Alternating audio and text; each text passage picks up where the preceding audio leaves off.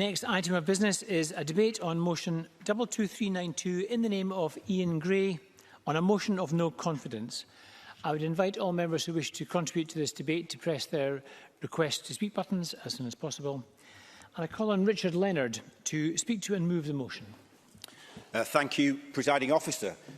This vote of no confidence in the Cabinet Secretary for Education and Skills, the Deputy First Minister, this afternoon is not about personalities.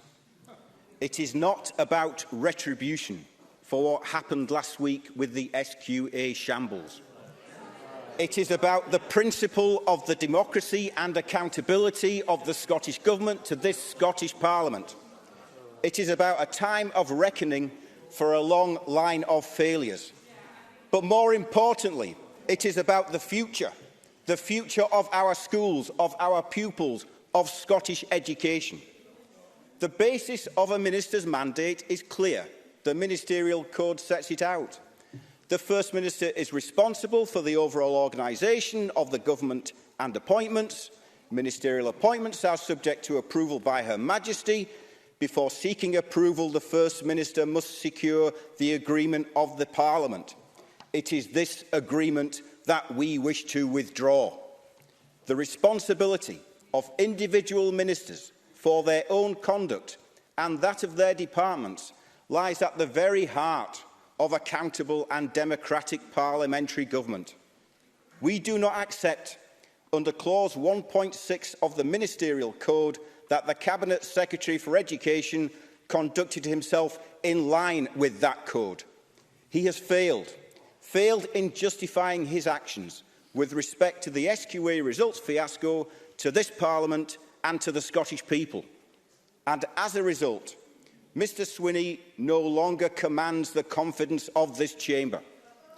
Presiding Officer, at the end of last week, we reviewed the SQA results fiasco following thousands of calls, emails and messages from anxious and increasingly angry young people, from their parents and from their teachers.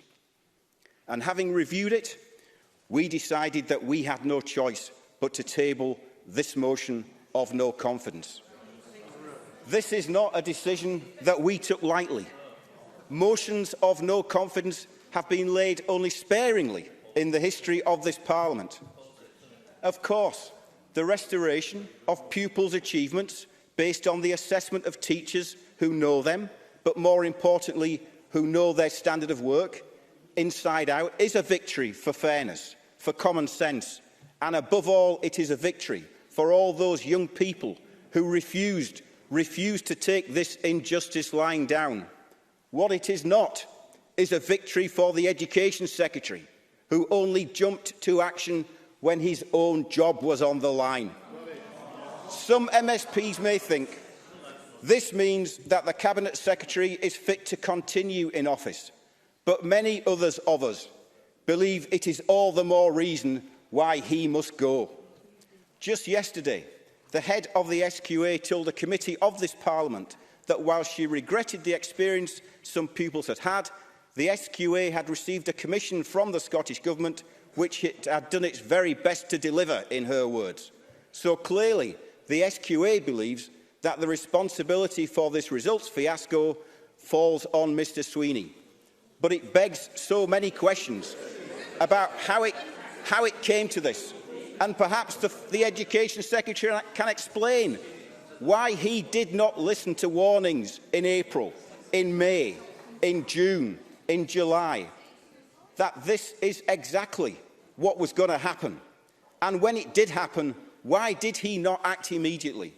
The pupils and people of Scotland deserve to be told what went wrong. The Minister tried to explain. The First Minister apologised, and the Cabinet Secretary was forced to take remedial action. But the SQA exam fiasco is just the latest catastrophe in Mr Swinney's tenure in education, which has seen a catalogue of catastrophes. The failure to meet the promised expansion of childcare, failing still to get the resources to councils for schools reopening, the U-turn on getting schools back full-time, but his time at education has seen a series of other poor decisions, narrowing subject choices, refusing to scrap Primary 1 testing, ditching his education bill, and failing kids with additional support needs. Education is not just a government brief. Schooling is not just a process that young people must go through in advance of going out into the world of work. At its core, education is a liberating process that empowers our young people to strike out and forge the life that they want to lead. At its best, our education system allows for the aspirations of pupils to be realised. It acts as a dynamo for social mobility. So I am pleased that 75,000 young people who had their results downgraded will now receive the mark recommended by their teachers. But we cannot simply turn the page. We cannot ignore the damage done to those young people, the hurt felt following months of turmoil and anxiety, the distress of dreams disappearing, the mental anguish felt by them and their families. John Swinney showed us that he had no confidence in Scotland's school students and teachers. It is this Parliament's duty to those school students and teachers to say that we have no confidence in him to sort out this mess which he has created. For these reasons, I move this parliamentary motion of no confidence in the Cabinet Secretary for Education and Skills and ask him to go.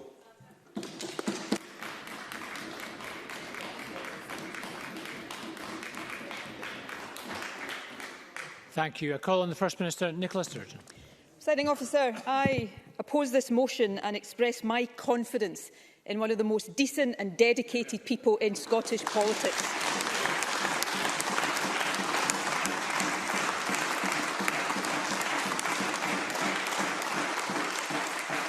John Swinney is someone who works hard to fulfil his responsibilities each and every single day.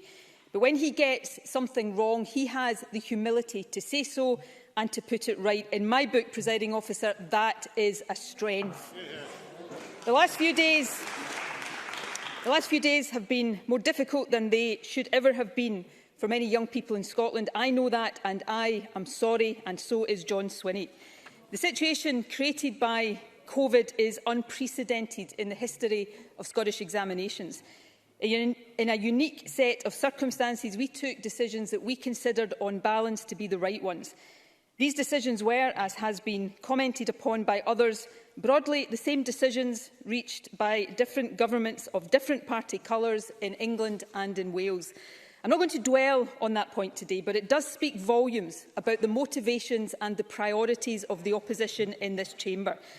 In Scotland, 25% of grades were downgraded. The Scottish Government acknowledged the unfairness. We apologised and we put it right, and yet the opposition demand a resignation.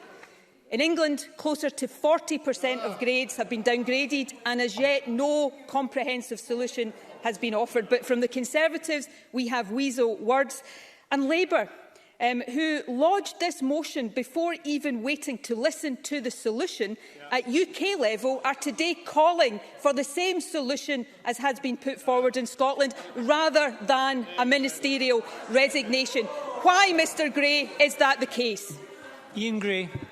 Well, the First Minister acknowledged that in Wales, the Government has moved to correct the exam results before they were issued to the young people. Does she not wish Mr Swinney had done that too? I think, if I'm correct here, more than 40% of grades were downgraded in Wales. But my question was why Scottish Labour are calling for something in Scotland that their UK counterparts are not. I think it proves, Presiding Officer, that for Scottish Labour and the Scottish Conservatives, this is not about principle, this is simply about politics. Now,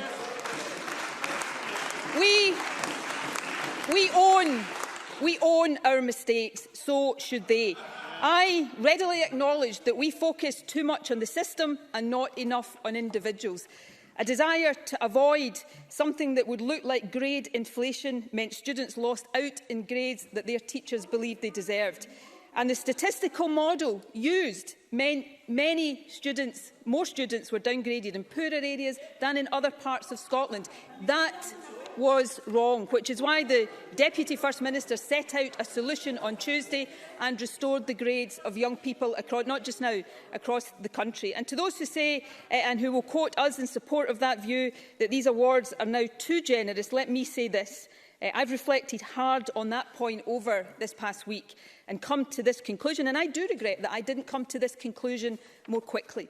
Given the enormous COVID disadvantage that young people have suffered in this, I hope, unique year, levelling the playing field a bit in their favour cannot be and is not a bad thing. Now, neither John Swinney nor I have any desire to hide from the fact that we initially got this wrong. We acted from good intentions, but we got it wrong. In putting it right, we have listened and we have learned. We've listened to parents, to teachers, and indeed we have listened to parties in this Parliament more than they have been prepared to listen to anyone else. But most of all, we have listened to young people. They have been impressive, passionate and persuasive advocates for changing course. The Curriculum for Excellence aims to ensure that all of our young people have 4 core capacities. It asks that they become confident individuals, responsible citizens, successful learners and effective contributors. Last week reminded us again how many of our young people have all of these capacities in abundance. The response has shown that teachers across this country and our education system as a whole are doing a huge amount right. They are creating very many very impressive young people.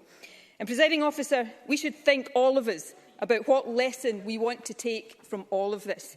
This government made the wrong judgment, but we listened to those who raised their concerns and we acted. We took responsibility, we owned it and we fixed it. We haven't hidden, we haven't tried to blame anyone else and we haven't objected to the criticisms made of us. Presiding Officer, I accept that the votes in this chamber will probably go today on party lines. Well, I will take a final intervention if I have time to see if anybody on the Scottish Conservatives can explain the dissonance between their position here in Scotland and their position in the rest of the UK. Jamie Halker-Johnson.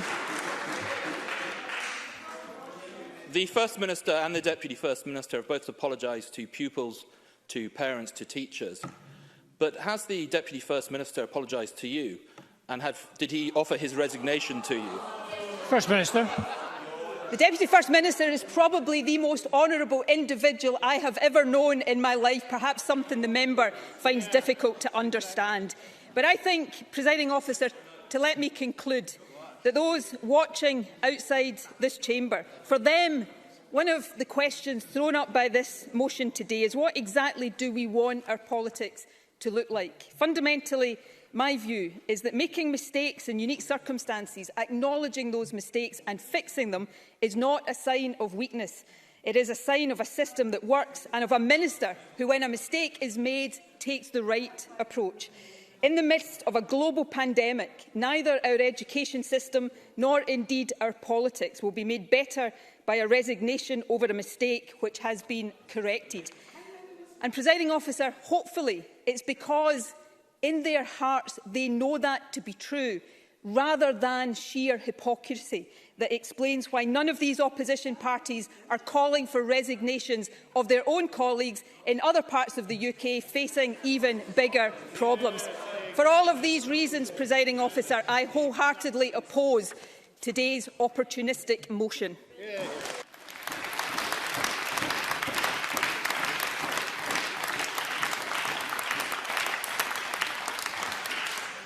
Thank you. And I call on Ruth Davidson. Thank you, Presiding Officer. John Swinney has been an excellent servant to his party and a huge contributor to this Parliament. There is no reading of post-devolution politics in which he isn't a significant figure. And for my own part, I studied many of the ways he professionalised the SNP as leader.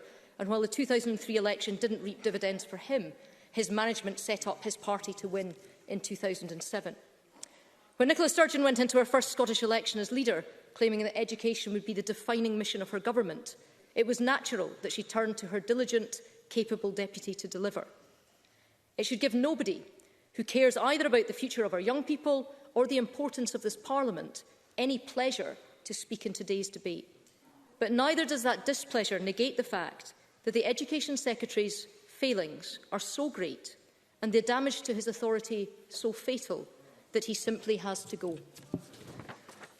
Because this is more, it's about more than just the results day itself, as important as that was. This is about the repeated warnings from opposition members that went unheeded for months, the recommendations from the Education Committee back in May about the transparency of methodology that was roundly rejected. It's about the fact that John Swinney issued the parameters to the SQA and the SQA simply fulfilled the brief that they were given. It's that the Education Secretary had the results for 5 days before they were published and could see the car crash that was coming and didn't act.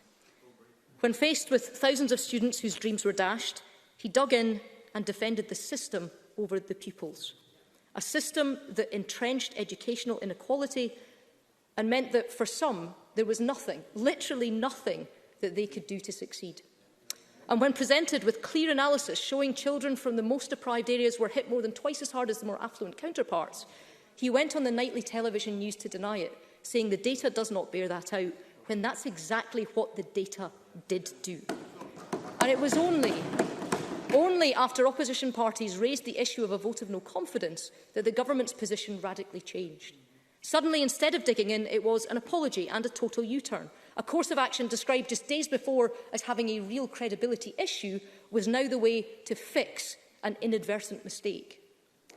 As high a regard as people across this chamber may hold John Swinney, the timeline of a threat of no confidence and the total U-turn that transpired opens the Education Secretary to accusations that he cared more about his own job than our children's futures. But today's motion, while ostensibly about the Education Secretary, is actually as much about the First Minister as it is John Swinney, because the scale of this failure is to such a degree that it prompts the question, if this isn't a resignation matter for one of her ministers, then what is? Because there was a Nicola Sturgeon elected to this Parliament in 1999 who would have understood that ministerial accountability doesn't just mean fronting up a U-turn, but it means taking the ultimate responsibility for failings in your brief. And if those failings include signing off a major operation of work that proves so utterly unfit for purpose that it has to be dismantled after thousands of school children have been left frightened for their future, then that means falling on your sword. Of course, not all transgressions require resignation, and all politicians call far too readily for the heads of their opponents. But for parliamentary responsibility, or even natural justice, to work, the sanction must fit the scale of the failure. Nicola Sturgeon understood that in 2000, when she called for Sam Galbraith's job after a much smaller SQA exam issue. Just as Nicola Sturgeon understood in 2010 that she needed to make a full apology to Parliament for lobbying a court in defence of a fraudster, even when senior members of her own party were urging her to tough it out. And there was enough of that Nicola Sturgeon left in 2018 when she withdrew Gillian Martin's name from ministerial confirmations after historic blog came to light. So the question exists, where is that Nicola Sturgeon now? How is it that she can't see what is obvious, that this failure is so great it demands a resignation? Presiding Officer. Order, please. Order, please. Presiding Officer, that John Swinney will survive is not in doubt due to a pact with the Greens. But the parliamentary responsibility is forever damaged by his clinging on, and that's not in doubt either. And there was once a Nicola Sturgeon who would have recognised that. I support the motion. Colin Ross-Greer. Thank you, Presiding Officer. I'm sure we could have all foreseen the points broadly made by Richard Leonard and Ruth Davidson in opening, and I have prepared some remarks in response to that line of argument. But before we get to that, though, I'm not planning on any big build-up to a point everyone is well aware of. The Greens will, of course, oppose this motion. And before I get to the partisan manoeuvres defining this debate, I want to explain why. I spent 4 months warning that a system was being designed which would not only treat young people like data points than individual learners, but one which was fundamentally unjust to working-class young people and to those in our most deprived communities in particular. I challenged the Education Secretary and the SQA in Parliament, as did Patrick Harvey. I lodged freedom of information requests and wrote to the Equalities and Human Rights Commissioner once her office became involved. My team and I published our own analysis of the schools most likely to be disadvantaged by the system. We were certainly not the only ones to raise these concerns. Ian Gray did an excellent job of raising them as well. But in Parliament, we have consistently been leading on this issue, just as we have on the fundamentally broken nature of the assessment system in Scotland and the organisational culture of the SQA. When the results arrived last week, we took no pleasure in being vindicated. I'm sure I wasn't the only one who spent Monday evening dearly wishing that I would be proven dramatically wrong the next morning. But none of us were. For days, my inbox was flooded with stories from pupils, parents, and particularly from teachers, heartbroken and outraged over what had happened. I hope we were all inspired to witness the revolt of thousands of young people and their supporters who took to the streets, launched petitions, spoke to the media and lobbied all of us to have this undone. Without their resistance, I don't think we would have seen the reversal announced on Tuesday. In one particular letter that I received, which was also sent to the Education Secretary, a parent told me how their child had been presented with an award for maths by none other than John Swinney himself, had achieved over 90% in their National 5 and Highers, and was clearly on track to an A at Advanced Higher, but was devastated to be given a D by the SQA. The moderation system was fundamentally designed to maintain the apparent credibility of grades at an aggregate national level. It was not designed, regardless of the intentions of its designers, to award each individual young person the grades that they deserved. And for that reason alone, it should never, ever have been put into operation. But it was, and last week we saw the results. The question was, what were we as Parliament going to do about them? Labour's initial response was visceral, but ultimately vague condemnation, leading the Daily Record's political editors to suggest that it was the Greens leading the opposition to this rather than the Labour Party. And what power Paul Hutchin turns out to have over the Labour Party. As an almost immediate response to his comments, Labour dropped the nuclear option, the motion of no confidence. From that moment, every opposition party had the same choice: negotiate a solution with the government or simply gun for the Education Secretary. Any one party could have secured a fix for 75,000 young people in exchange for their support. But of course, only the Greens were interested in actually fixing the problem. Others simply saw a political opportunity, one that, given today's events elsewhere in the UK, takes on a particularly hypocritical tone. Our MSPs agreed that we would support the motion of no confidence unless the government agreed to implement our proposed solutions immediately. Those solutions were the restoration of all 124,000 downgraded results to the level estimated by teachers, the preservation of 9,000 upgraded results, given it would be a bit perverse to penalise those young people a week later, an independent review into how this happened despite months of warnings, which will consider the issues raised around transparency and scrutiny, and a second longer-term review of the exams and assessment system in Scotland. As everyone is now aware, the government chose to deliver on those demands. The Greens' only priority here was restoring the grades of 75,000 young people who had been treated so unjustly. That is what was achieved. So I find it pretty entertaining that the Tories in particular are squealing in outrage once again at a terrible error made by the Scottish Government, but as always, ducking the issue of their own party doing the same thing on a measurably worse scale in this country's other government. To be calling for John Swinney's resignation, but apparently have full confidence in the disgraced former Defence Secretary Gavin Williamson, really does take some brass neck. The stories from England, Wales and Northern Ireland are just as heartbreaking as those we saw here. I'm rounding off, but if there's time on hand, Presiding Officer, yes. Davison. There is a difference, and the reasonable person test that the SNP like to put, any reasonable person would understand that there is a difference between trying to mitigate and put things right before examination scripts are issued and after that it's happened, after you've spent a week digging in and all the rest of it. But in addendum to that, I think he's misunderstood what the leader of the Scottish Conservatives have said. He's come out very strongly to say that, just as he said last week, irrespective of whether it's south or north of the border, pupils should be put... Order, please. Let's hear the question. So don't misrepresent the words. He's been very strong. Ross Greer. I hope I get my time back in hand, Presiding Officer.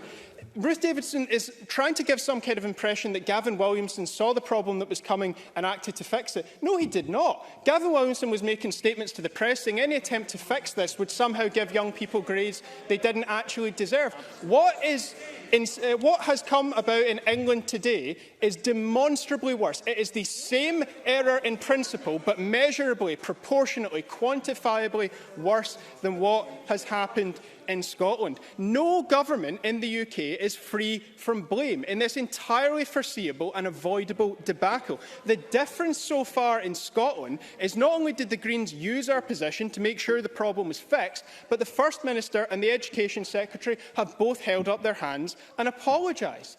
That doesn't undo the damage. They have a long way to go before that's the case. But if there's one thing that I can't stand in politics, it's hypocrisy.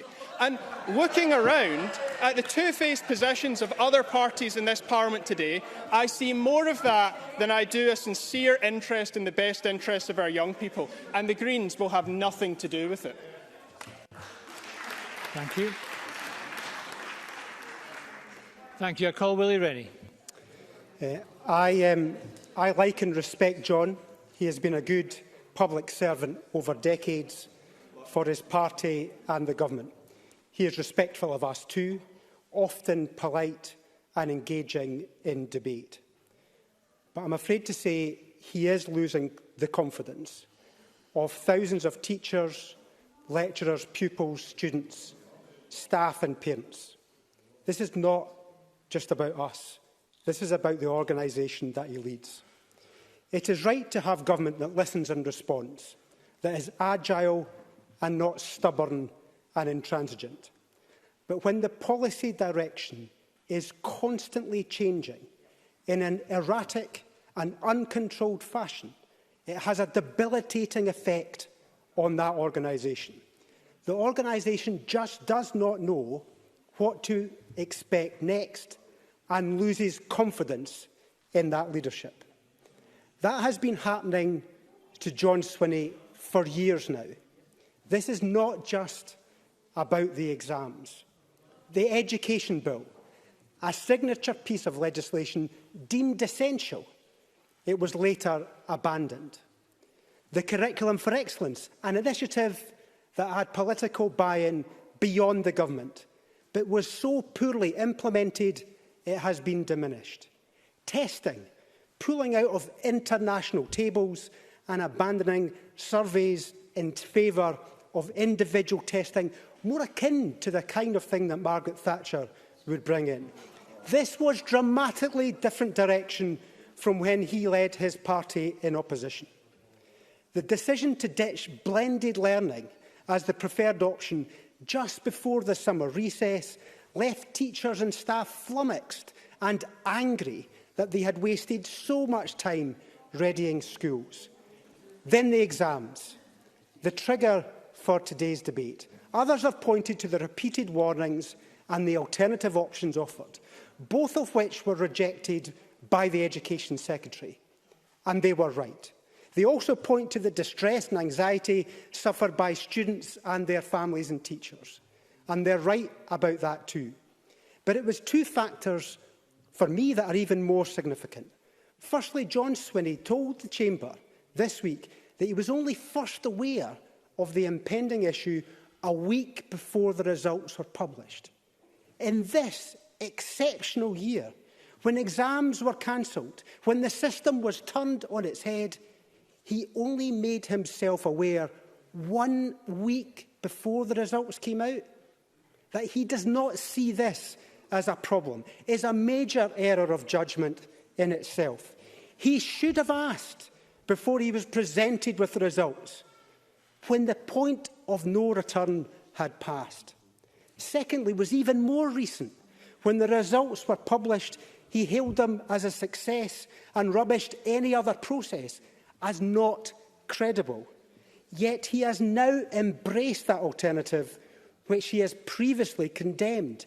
How can he be responsible for an alternative, an education system, which he has undermined so recklessly just the previous week? However, it is the overall performance of our education system that affects his position of leadership the most. Scotland's education system was amongst the best. International measures judge it now as average. Average. Now, his friends and his colleagues will stand with him. But John Swinney knows in his quieter moments that he should go, and I urge him to go today. Thank you. We're now going to turn to the open part of the debate. I call Joanne Lamont to be followed by Angela Constance. Joanne Lamont. Thank you for the warm welcome, and thank you, Presiding Officer. My time is brief, but I think it's important to start with some basic truths at the outset. Firstly, is the right and duty of this Parliament to hold ministers to account, full stop. Secondly, we know, and it is silly to pretend otherwise, that it was only when the Cabinet Secretary had to contemplate his own future, rather than that of young people across Scotland, that he took action. We know that the Cabinet Secretary has been guilty of a monumental failure of judgment. And I do know that the Scottish Government has deployed its usual well-tested tactic when the Scottish Government is under pressure. Get the Greens on side and denigrate the motives of everyone else. Now, this approach may give comfort to backbenchers, government backbenchers, although I trust it gives some of the Greens pause for thought. But this usual approach to dealing with the huge issues we face is unedifying and not worthy of good government. We deserve better than people imputing our motives when we raise concerns about what the government is doing. But to the issue, it's worth noting that the government and SQA do not really accept that there's been a problem with the system. Fiona Robertson said yesterday that she was sorry if young people felt they were discriminated against. Young people did not feel they were discriminated against. They were discriminated against systematically and deliberately. And the Cabinet Secretary continues to assert that young people from deprived backgrounds were not disadvantaged. And that it is true that for all the Weasley stat mining that the Minister calls in his aid, they were discriminated, and he cannot change that. This is not a one-off. The Cabinet Secretary has form on attacking critics as gloommongers, wanting to talk teachers and students down, whether the issue was multi-level testing, standardised testing, on increased limits on subject choices, on limits on the number of courses taken, on access to support for those with additional support needs, all issues which disproportionately affected poor children. All too often, he has chosen belligerence in trying that listening thing and paying attention. And in truth, this SQA fiasco is not first base, it is the final straw. Faced with these unprecedented times, with young people facing unprecedented challenges, what did the Cabinet Secretary do? He signed off on a process that presumed that young people in poor areas had their grades artificially inflated and that those in the least deprived areas did not. He signed off on a process that could not even conceive of the notion that young people could form way beyond the past experience of their schools. And so we saw a system where young people, despite their circumstances, despite the many challenges of learning in a school where many of their peers may be dealing with serious problems, were doing exceptionally well, only to discover that the existence of the challenges that they had overcome were cited as cause to pull them back down. And there was nothing they could do about it, absolutely nothing. John Swinney and the SQA had months to test the consequences of their system and utterly failed. He saw in cold print what that meant, and he went ahead anyway. My question is, what was he thinking? What on earth was he thinking? And that is why I have no confidence in the Cabinet Secretary. The job of the Cabinet Secretary for Education must above all else be focused on understanding the power of education, its capacity to liberate potential, and that government choices can entrench inequality or can be harnessed to eradicate it. In these times more than ever, we need an Education Secretary who understands inequality and challenges the assumptions about what constitutes talent, ability and fairness, rather than reinforcing these assumptions in action. I believe that John Swinney, over a number of years, has shown himself to be incapable of understanding the fundamental task of education to eradicate inequality. This scandal confirms it, and he should go. I call Angela Constance to be followed by Liz Smith. Angela Constance. Presiding Officer, no one in politics is infallible, and high office, like elected office, is a privilege and it's not a right. So I want to put on record why I believe John Swinney should continue as Education Secretary and finish the work that he has started. I have had the privilege of 6 posts within government, and for about 3 years I served as a junior minister to John Swinney and to Michael Russell when he was Education Secretary, and succeeded Mr Russell into that post. So I know that the job that John Swinney does on behalf of the nation is one of the hardest jobs in government. And because it has been mentioned recently, I read the transcript of the motion of no confidence debate that took place in this place regarding the then Labour Education Secretary almost 20 years ago now. And I concede, I wasn't here at the time, but I concede it is not comfortable reading. But it does exemplify exactly why the then SNP parliamentary group at that time was sitting in opposition. And our approach then did not work for the same reason that Labour's approach is not working now. And despite the distress of young people and the anguish of their parents, in my experience, overwhelmingly, what they sought was not revenge, but a resolution. They wanted the Education Secretary to take responsibility and sort it out. And that is exactly what he did, and in short order. What he didn't do was point the finger or scapegoat others. Because whether in good times or bad, fair weather or foul, John Swinney is a man of integrity, and right now I can assure you that the biggest critic of John Swinney is not sitting over there or over there, but it will be the very man himself. And the personal testimony and courage of affected young people resulted in the Cabinet Secretary changing his mind. This is not a badge of shame. This is strength of character. This is a man with backbone.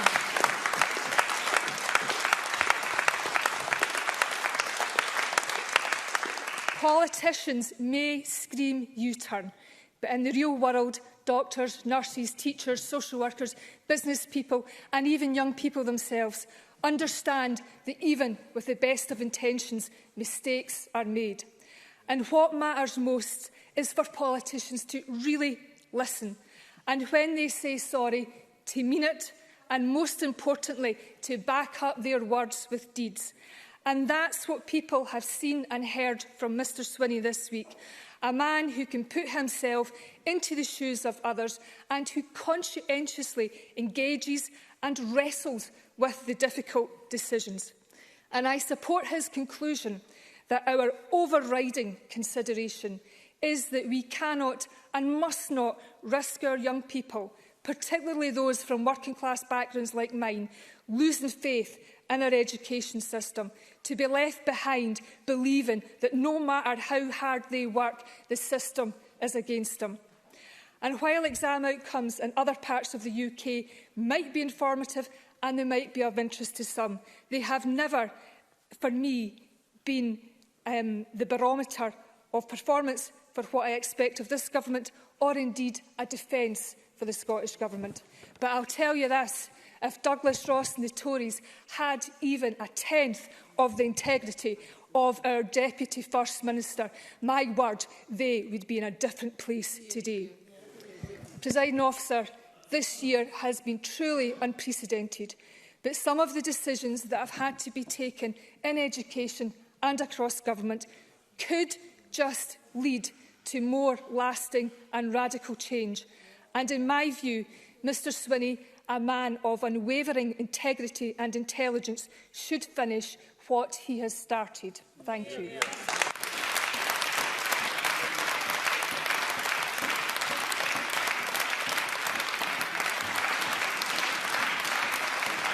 Thank you.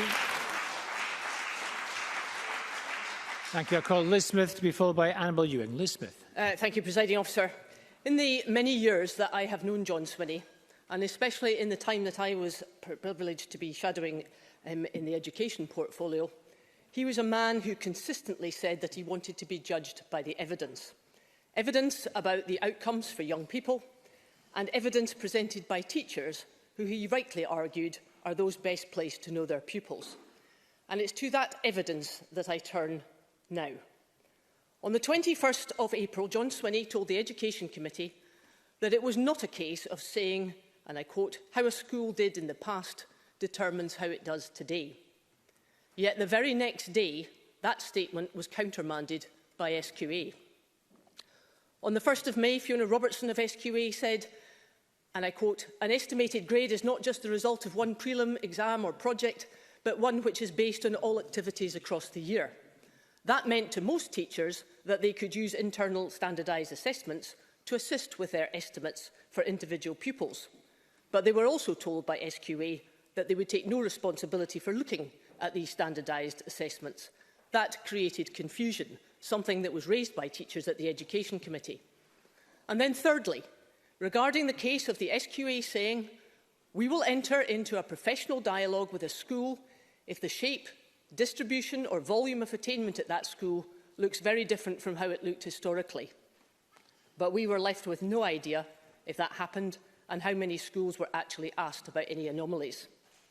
But, Presiding Officer, there are bigger issues here too, because this fiasco has uncovered several weaknesses in the system that John Swinney has presided over since he took the education brief in 2016. On the 23rd of November 2016, Dr Janet Brown, the previous Chief Executive of SQA, in her annual session at committee, admitted that there had been some errors in SQA marking. Errors that were picked up relatively quickly as they appeared, but which brought into open some issues about transparency. She was asked to produce the minutes of meetings relating to how grade boundaries had been decided, but the minutes never appeared, only reports into each subject area. In other words, it was never clear about who was taking the decisions and on what basis. And at the same time, there were other concerns raised by teachers who felt that they were often kept in the dark when it came to marking standards required. As I mentioned on Tuesday, SQA does not permit the return of scripts to pupils and teachers, unlike in every other part of UK jurisdiction and many other nations across the world. And as they can also use exemptions from FOI and data protection legislation, it is very hard in some cases to gain insight as to how grades are being determined. Surely, the return of scripts would not only be helpful to teachers' professional judgment, but also prevent inappropriate appeals and lead to much better quality assurance. It is something that Dr Brown said at committee on the 13th of September again in 2017, but it's never happened. And if transparency is the key to raising standards, so too is the independence of the SQA. John Swinney said on Tuesday that politicians have to stand back, and he knows only too well that the current structures have left SQA far too close to government and to the other education agencies. And that has been a serious issue for several years, but again, nothing has happened. And then, of course, there is the additional problem about the data set for schools in Scotland, which is weak, something that was flagged up by the OECD and by virtually every single education expert across the country, irrespective of any political persuasion. Mr Swinney is keen on benchmarking, rightly so, but you can only have a benchmark if there is good data. Presiding Officer, John Swinney tells us that his monumental U-turn on Tuesday was because he had listened to young people, their parents and their teachers. But the trouble is that he has not been listening to, and more importantly, not acting upon the concerns of the education sector for 4 long years. That's why he got the primary testing issue wrong. It's why subject choice is a mess. Why Curriculum for Excellence hasn't delivered as well as it should have done. It's why we had to endure several years of named person chaos, and why he's had to U-turn on blended learning and SQ exams. So it is exactly why John Swinney has lost the trust of the public, and it is this motion in front of this Parliament today which is about this confidence, and we will be supporting it. I call Annabel Ewing before we move to closing speeches. Annabel Ewing. Thank you, Presiding Officer. And it appears that I need to open my brief remarks today by restating the obvious, as some members of this Parliament seem to have lost sight of the scale of this global coronavirus pandemic and the impacts of it. Indeed, the World Health Organization reported just a few days ago that the number of cases of COVID-19 worldwide was approaching the 20 million mark, with reported death due to the virus around the world sadly exceeding 700,000. It is evident, therefore, that we are all living in unprecedented and in exceptional times. No decisions are easy ones for the Scottish Government or indeed any government across the globe to make. for there requires to be a difficult balancing of what can often be competing interests and issues at stake. And so it is with regard to the exam process in Scotland this year. The closure of schools on the 20th of March meant that for the first time in over 100 years, we were faced with the cancellation of the exam diet in Scotland. So, evidently, a different approach was required, while seeking to the extent possible to ensure the integrity of the system. The Cabinet Secretary came to the Parliament on Tuesday of this week at the first available opportunity. He admitted that he did not get the particular approach adopted right, and he apologised for that. He came before us on Tuesday of this week with young people, their parents and their teachers right across Scotland listening in very closely, and he brought forward a solution. Presiding Officer, John Swinney listened, he acted, and he fixed it. Incidentally, today, as I was driving to the Parliament, I heard reports on the BBC radio that there are calls in England for the English Education Secretary to have the humility to do the same thing, further to a nearly 40% downgrading of A-levels in terms of results published today. Presiding Officer, I find it very puzzling indeed that the Labour Party are proceeding with this motion today. That suggests that they continue to prefer to engage in their usual dismal, miserablist, negative politicking. It does not inspire any confidence whatsoever that they wish to put the interests of our young people at the heart of their endeavours, but rather perhaps it demonstrates why there is an increasingly widespread view that the Labour Party is well past its sell-by date in Scotland. In conclusion, Presiding Officer, I would like to say that I have 100% confidence in John Swinney as the Cabinet Secretary for Education and Skills, that I have 100% confidence in John Swinney as the Deputy First Minister of Scotland, and that I have 100% confidence in John Swinney, the man, a man I have worked closely alongside over many decades, who is of unquestionable integrity and who is second to none in his commitment to public service. Thank you, Presiding Officer.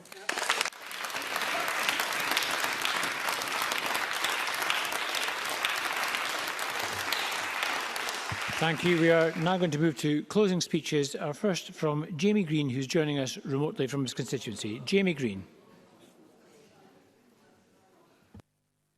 Thank you, Presiding Officer. Debates like this seldom occur because they are seldom required. They are the last tool in the box for Parliament to express its ultimate discontent with the actions of a minister, in our case, one who is also our Deputy First Minister. And they seldom occur because, in all honesty, they leave a bad taste in everyone's mouth.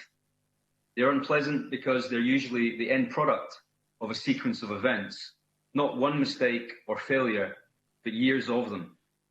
A lot has been said today, both in attack and in defence of Mr Swinney, and perhaps valid points have been made on both sides.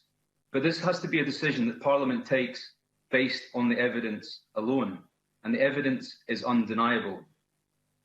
This Education Secretary has provided over a flagship manifesto education bill which never got off the ground, another bill which was challenged by the courts, an Education Secretary who was dragged reluctantly to the Parliament over the review into the curriculum, which had its remit expanded and augmented as more and more fault lines appeared in our system.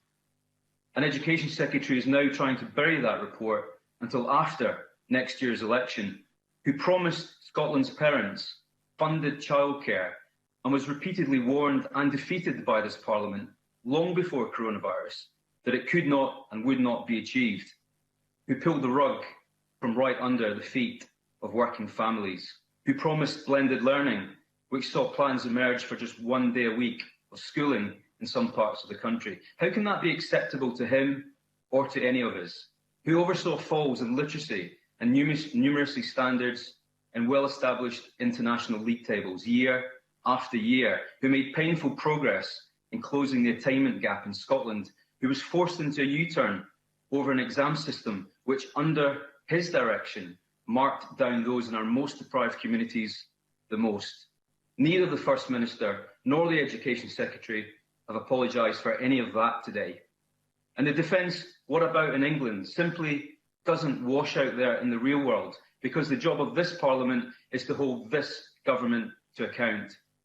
Every U-turn a result of pressure, not leadership, pressure from parents, teachers and young people themselves. Now, I understand the First Minister's loyalty to Mr Swinney. I have never questioned his personal commitment to his job, because I don't think that serves any of us honourably. But there surely comes a day when loyalty, even to a friend, is strained and tested for the greater good. Today must be that day. If this debate was just about exams, then I would cut Mr Swinney some well-meaning slack. But there comes a point when you have to say enough is enough. Patience is a virtue, but it's limited in supply, more so when it comes to the future of Scotland's young people. 20 years ago, our benches supported the no confidence motion against the government after it presided over a similar exams fiasco. But that was just one event, and it was enough for the SNP to call for heads to roll. And those who led that charge, Mr Swinney, Ms Sturgeon, Mr Russell, today find themselves on the other side of that charge. And doesn't it feel awkward?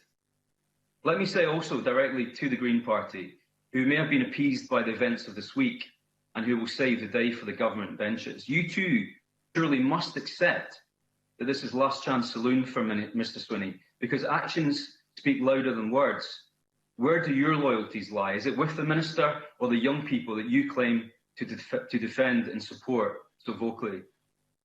Presiding Officer, in closing, I really take no great pleasure in supporting the motion today, but support it we must, because trust and confidence is what lies at the heart of education. And if the Education Secretary can provide neither, then somebody else must. Thank you very much. I'm now calling Michael Russell to close for the Scottish Government. Michael Russell. Thank you, Presiding Officer. As Jamie Green has just said, motions of no confidence are mercifully very rare parliamentary occasions. They shouldn't be the occasion for random smears, political posturing and paying off old scores, which regrettably has been the norm this afternoon. But instead they should be a careful and clinical examination by means of a very tightly drawn but very clear set of objectives about a central issue: if and when a minister deserves to lose the confidence of his parliamentary colleagues and be removed from office. Now, Presiding Officer, I made exactly the same point 20 years ago when I moved the very first motion of no confidence in this chamber. You were there, and I apologise to those people who were there who are going to hear the same arguments again. Because to arrive at those tests, we need to look at parliamentary experience elsewhere. And although the parties here are not willing to think about what's happening at Westminster today, I am. And despite belief that doing the honourable thing is a long tradition, in fact, there were no such ministerial resignations at all at Westminster between 1917 and 1954. And it was then that the famous Critchell Down case established for the modern age, if the members listen, they will learn something. Some of the circumstances in which a minister should take the ultimate responsibility and either resign or be removed. And in December 2000, in the very first debate, I suggested 3 tests that needed to be applied. First, did the minister fail to act at key times? And I called that the Carrington test, because it was the reason Lord Carrington resigned as Foreign Secretary at the start of the Falklands campaign in 1982. Secondly, was the policy which the minister was pursuing flawed because of the minister? And I called this wait and get the answers, don't guess the results. I called this the Howard test, after the former Tory leader, Michael Howard, who failed to resign despite a debacle over prison escapes. And thirdly, was the minister culpable, but was he or she already out of the way and liable not to cause any more harm? Think of that as the Mandelson test. I'm sure Labour remembers that their Minister Mandelson resigned twice in 8 months. And today we could add a 4th test. When a minister discovers that there's a serious problem, does he or she act swiftly to resolve that problem, taking full responsibility as a minister should, ensuring that at the earliest opportunity they apologise and institute the necessary action? I'm calling that the Swinney test, because he did just that. John Swinney doesn't fail the Carrington test because he acted as soon as he could. He doesn't fail the Howard test because the methodology the SQA used in the way it was agreed was not effective. No. And he does, no indeed, nor does he fail the Mandelson test. He's there and working. And he does not fail his own test, the Swinney test.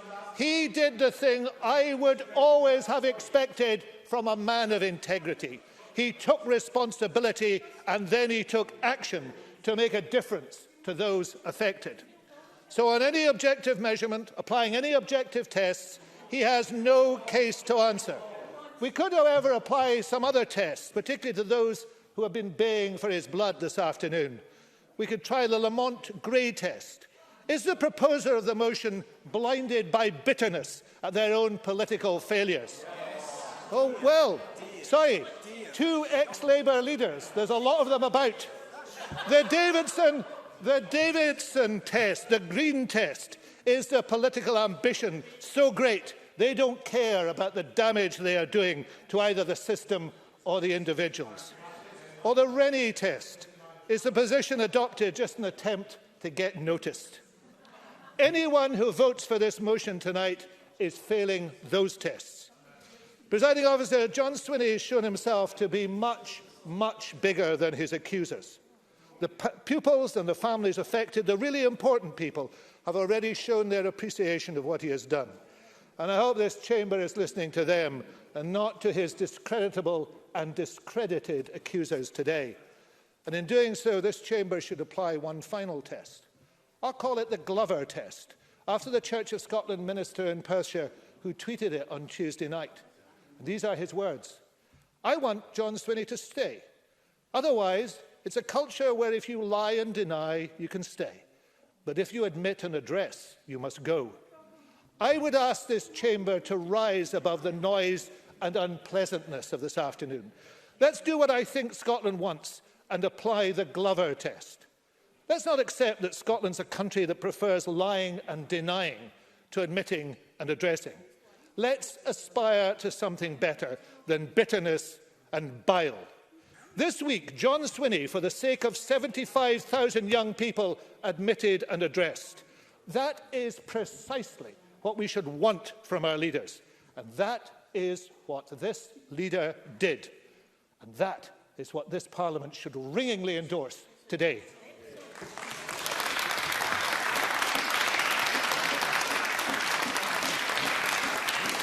And I call on Ian Gray to conclude our debate. Mr. Thank Gray. you very much.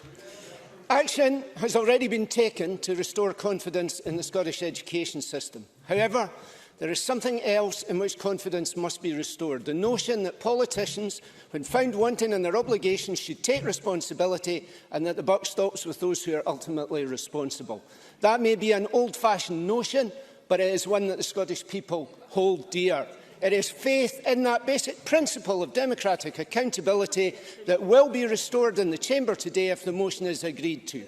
That's Nicola Sturgeon supporting the very motion that Mr Russell just spoke about in the motion of no confidence 20 years ago in an education secretary who had fixed an exam results fiasco and had been moved from his post as education secretary. So what is the difference between then and now? Well, the first difference is then, I'll get to the pandemic, well then 9,000 pupils were affected. This time it's 75,000. The other difference is that in 2000 the SQA made a huge mistake. This time the SQA did exactly what ministers instructed them to do. That's what the Chief Executive told us yesterday. That's what the First Minister told us. And it's what the Deputy First Minister, to his credit, has said himself as well. This mistake was all Mr Swinney's. So that's your first test, Mr Russell, failed. But of course, the biggest difference, yes, the First Minister says from a sedentary position, is the pandemic and the cancellation of the exams. And at the weekend, as he announced his or signalled his U-turn, John Swinney said, "These are unprecedented times and we will not get everything right first time." The trouble is, he didn't get this wrong just first time. He got it wrong in March when he instructed the SQA to protect the system above all else. He got it wrong in April, in May, in June and in July when he ignored warnings this was going to happen. He got it wrong on the 30th of July when he was shown the results in advance and did nothing. He got it wrong on the 4th of August when those results ripped like a hurricane through the hopes and dreams and aspirations of a generation. And he got it wrong for 5 more days, justifying what he had done without contrition. No, Mr Swinney did not get this right the first time, or the second time, or the third time, or the 4th time, or the 10th time, or the 11th time, or the 12th time. And that is Mr Russell's second test. Failed. And those young people paid the price with their anguish. Surely the minister who made that happen should pay the price with his job. Now, I admit that the Education Secretary's eventual climb down was complete and abject. But then he's had a lot of practice. As colleagues have said, there was a climb down on national testing data, the climb down on subject choice, on the need for a curriculum review. There was the flagship education bill he had to bring to Parliament to put it out of its misery. The named person legislation he managed to lose in the courts and in Parliament as well. It's only weeks since Mr Swinney came here to suddenly overturn weeks of preparation in schools for blended learning and social distancing and announce to teachers and school staff that they had days to get ready to go back full-time. No wonder the strongest argument the opponents of the motion today have been able to marshal in his defence is that he's not as bad as Gavin Williamson. Presiding officer, we cannot have our education system run on climb-downs and U-turns. We cannot have an education secretary who is good at apology but bad at policy. An education secretary who speaks the language of teacher empowerment, but then orders the SQA to trash teacher judgment, who says he will close the attainment gap and then signs off an award system explicitly designed to entrench that inequality. An education secretary who stands by for a week while pupils facing the worst jobs crisis in living memory coming their way see their futures crumble. Now, let me return to the pandemic. Some might argue that with a pandemic and schools going back, much anxiety amongst parents, pupils and staff, that this is not the time to change the Education Secretary. But think of this. We used to have a full-time Education Secretary and a full-time Schools Minister. Now, we have a Deputy First Minister with serious pandemic response responsibilities, and rightly so, because he is indeed one of the most experienced ministers in government. But he is also trying to run our schools as well. As Angela Constance said, one of the hardest jobs in government. No wonder he has failed. And he has failed. Presiding officer, he's still in post. He fails that third test of Mr Russell, because he is still there. And this will not be the last mistake. And I say to the Greens, yes, you were part of getting towards a solution for those young people, and that is good. But the next time Mr Swinney fails, you will own that failure with him. This is no time, presiding officer, for a damaged part-time Education Secretary in whom we can have no confidence. First Minister, if you will not listen to me, listen to that Nicola Sturgeon 2000, who once believed in principles, in the principle of democratic accountability. Accept the motion, remove Mr Swinney from the education brief and let our schools go forward.